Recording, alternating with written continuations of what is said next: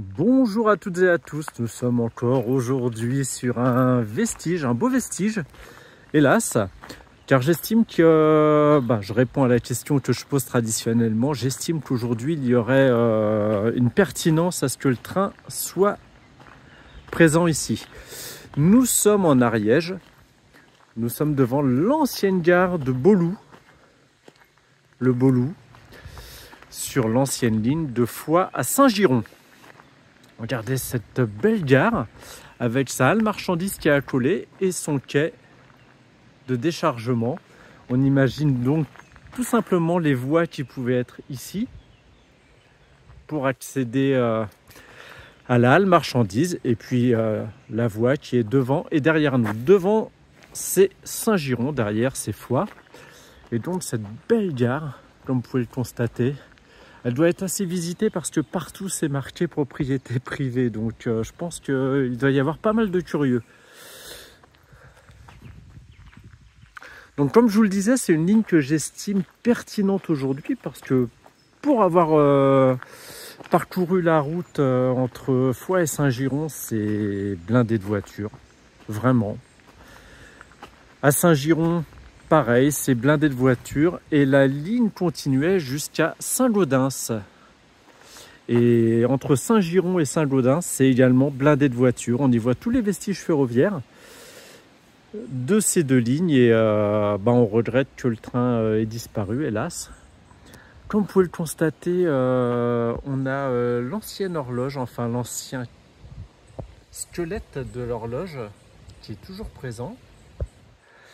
Et les portes, regardez bien les portes, c'est vraiment les portes d'origine de la gare.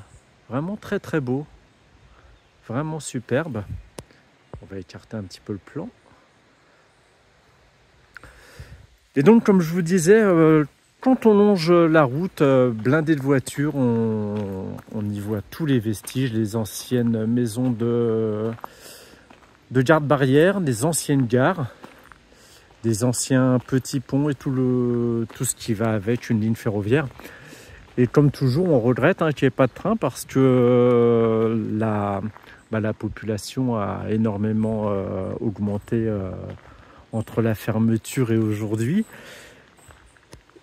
Et tout simplement, l'équipement des gens en automobile.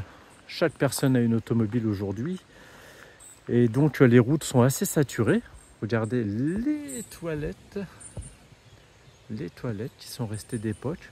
On pourrait presque y deviner qu'ils sont encore présents à l'intérieur. Vraiment. Donc un très beau site qui est très très bien entretenu, comme vous pouvez le constater. Voilà, des gens qui aiment leur quiétude, qui ont leur petit havre de paix.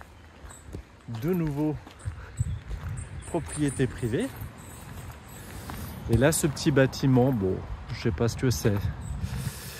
Est-ce que c'était un bâtiment... Oh oui, c'était une lampisterie peut-être. On peut imaginer que c'était ce genre de bâtiment. Donc on va revenir devant la gare et on va continuer à l'admirer. Donc la ligne a été fermée en 1955. Quasiment 70 ans, 69 ans. Pour les voyageurs en mars 1955 et pour les marchandises en mai 1955. Ensuite, le déclassement de la ligne a été effectué en 1957 et quand une ligne est déclassée, c'est souvent fini. C'est mort pour elle, hélas. Vraiment, ce bâtiment m'a toujours plu. J'étais venu en vacances ici, je vous raconte ma vie, en 2016, à la Bastide de Sérou. Et sur la route, on tombe sur tous les vestiges ferroviaires. Et c'est vrai que cette gare-là, elle dégageait quelque chose. Et puis l'environnement, le cadre, comment ça a été entretenu, comment c'est beau. J'ai un petit faible pour cette gare. Juste à côté, vous avez la source souterraine de la Bouiche. Si vous avez l'intention de venir en Ariège pour les vacances, n'hésitez pas à venir découvrir cette source. On descend dans la terre, dans la roche, et ensuite sur une barque avec une corde où notre gondolier nous fait visiter cette source souterraine qui est superbe. Donc n'hésitez pas à le faire, c'est juste à côté de la gare de Beauloup. Et évidemment, s'il y avait le train, il y aurait un train pour les touristes qui pourraient visiter cette source. On peut voir aussi dans la gare, juste au niveau de la halle marchandise, juste au-dessus des ouvertures, le cadre en ferraille. Bon, ça a été transformé en une porte d'entrée, mais le cadre en ferraille qui est resté, il y a quand même des choses qui sont plutôt restées d'origine. Je vais voir si je retrouve des photos de 2016 et je suis venu également en 2021. Je vais voir si je retrouve quelques photos pour voir si la gare a changé entre temps. Comme on peut voir, il y a des modifications qui ont été faites au niveau des ouvertures. La halle marchandise qui a été aménagée avec la porte d'entrée et les fenêtres à l'étage. Et puis la porte d'entrée en bas également. Et quand on voit tout le long de la gare, toutes les plantations, tous les arbres qui ont été plantés, je pense que les propriétaires veulent leur tranquillité et ne veulent pas de passionnés comme vous et moi qui les regardent et qui photographient sûrement leur bâtiment. Et on va longer la gare côté route, ce qui a pu causer la fin de la ligne parce que j'ai eu quand même plusieurs sons de cloche. Certains disent qu'il y avait énormément d'allers-retours par jour, plusieurs allers-retours par jour entre Saint-Girons et Foix.